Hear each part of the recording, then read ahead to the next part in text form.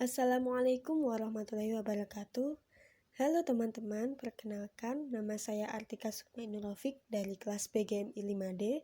Saya akan menjelaskan mengenai etnografi. Etnografi adalah salah satu jenis dari penelitian kualitatif.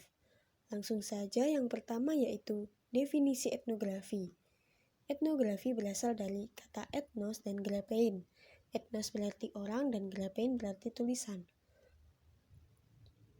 Dan penelitian etnografi adalah kegiatan pengumpulan bahan keterangan atau data yang dilakukan secara sistematik mengenai cara hidup serta berbagai aktivitas sosial dan berbagai perbedaan kebudayaan dari suatu masyarakat. Jadi penelitian etnografi ini memiliki tujuan yaitu memahami kebudayaan dari suatu kelompok, seperti itu. Yang kedua yaitu ciri-ciri etnografi. Ciri-ciri etnografi yang pertama yaitu sumber data bersifat alamiah, yaitu sang peneliti haruslah mengerti sendiri tentang kehidupan sehari-hari sang pemilik budaya itu. Yang kedua, peneliti sendiri merupakan instrumen penting dalam pengumpulan data. Yang ketiga, bersifat deskripsi, artinya penelitian mencatat secara teliti fenomena budaya yang dilihat.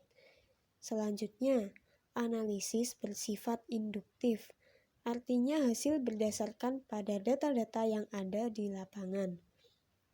Lalu, peneliti harus berperilaku seperti masyarakat yang ditelitinya. Kemudian, data dan informan harus berasal dari tangan pertama. Maksudnya, data dan informan ini haruslah berasal dari pemilik budaya itu sendiri. Kemudian, kebenaran data harus dicek dengan data lain. Data lain berupa data tulis yang sudah diakui kebenarannya. Selanjutnya, titik berat perhatian harus pada pandangan emik. Pandangan emik di sini maksudnya pandangan yang berasal dari sang pemilik budaya atau objek yang diteliti. Lalu, orang yang dijadikan sebagai subjek penelitian disebut partisipan, konsultan, serta teman sejawat. Selanjutnya, data yang digunakan sebagian besar menggunakan data kualitatif atau berupa deskripsi. Selanjutnya yang ketiga yaitu prosedur penelitian etnografi. Menurut Spradley, prosedur penelitian etnografi sendiri terbagi menjadi 6. Yaitu yang pertama adalah pemilihan proyek etnografi. Pemilihan proyek etnografi di sini adalah langkah utama untuk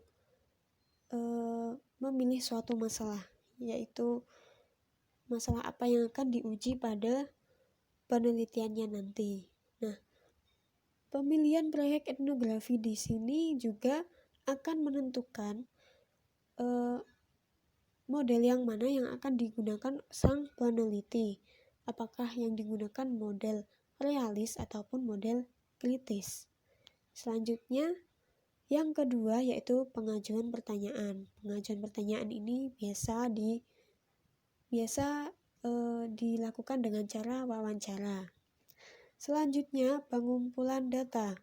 Pengumpulan data tergantung dengan penelitian apa, model penelitian apa yang dilakukan oleh sang peneliti. Apabila dalam penelitian etnografis realis, peneliti bisa tinggal bersama dengan para partisipan dalam waktu yang relatif lama, yang mana datanya bisa didapat melalui wawancara atau pengamatan langsung mengenai perilaku yang terjadi di sekitarnya, seperti itu. Selanjutnya, perekaman data. Perekaman data bisa berupa catatan tulisan, foto, video, dan lain sebagainya. Selanjutnya, analisis data. Analisis data dilakukan dengan teori yang yang sepadan dengan masalah yang diteliti. Kemudian penulisan laporan. Penulisan laporan di sini juga tergantung dengan penelitian apa yang dilakukan oleh sang peneliti. Apakah penelitian yang digunakan penelitian realis ataupun kritis. Kalau penelitian realis berarti laporannya harus tetap bersifat objektif.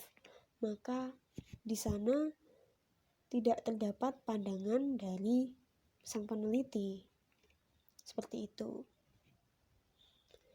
Dan yang terakhir adalah model-model penelitian etnografi. Terdapat dua model yang saya singgung dari tadi, yaitu etnografi realis dan etnografi kritis. Etnografi realis adalah pandangan objektif terhadap situasi, biasanya ditulis dalam sudut pandang orang ketiga, melaporkan secara objektif mengenai informasi yang dipelajari dari para objek penelitian di lokasi. Nah, jadi penelitian etnografi di sini menjelaskan hakikat dari kebudayaan itu sendiri. Tidak ada pandangan dari etnografer atau sang peneliti. Nah, kemudian penelitian etnografi kritis. Etnografi kritis adalah jenis penelitian etnografi di mana penulis tertarik memperjuangkan emansipasi kelompok yang terpinggirkan dalam masyarakat. Dalam penelitian ini, peneliti bersifat tidak netral karena bisa saja menyarankan adanya perubahan pada kelompok tertentu.